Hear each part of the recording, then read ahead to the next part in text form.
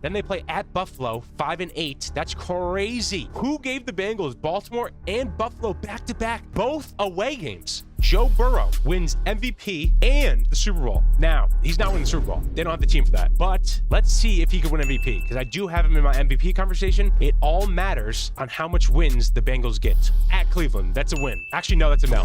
For some reason, they lose at Cleveland like every week one. I don't know why. Then they play at Jacksonville at home. That's a win. 1-1. Then they play at Minnesota, L. 1-2. Then they play at Denver, 1-3. Then they play versus Detroit, 1-4. Then they play Green Bay, 1-5. Then they play Pittsburgh, bounce back win. It's a hard game for Pittsburgh, 2-5. Then they play New York, 3-5. Then they play Chicago, 4-5. Then they play at Pittsburgh, 4-6. Then they play versus New England, 5-6. Then they play at Baltimore, that's an L. Then they play at Buffalo, 5-8. That's crazy. Who gave the Bengals Baltimore and Buffalo back-to-back, both away games? Then they play Baltimore again. That's an L. That is insane. They have Baltimore, Buffalo, Baltimore. That is crazy. Those are all L's. And then they play at Miami. It's probably an L. Then they play versus Arizona. I'll give them a win. And I'll give them a win versus Cleveland. Does Burrow get MVP with the Bengals going 7-10? I don't know. They're not making the Super Bowl, and they're not winning the Super Bowl. And they're probably not making the playoffs because they're going to go 7-10. Burrow would have to throw for 6,000 yards, basically the MVP. So if Burrow throws for 6,000 yards and they go 7-10, he gets MVP. If not, he's not getting MVP.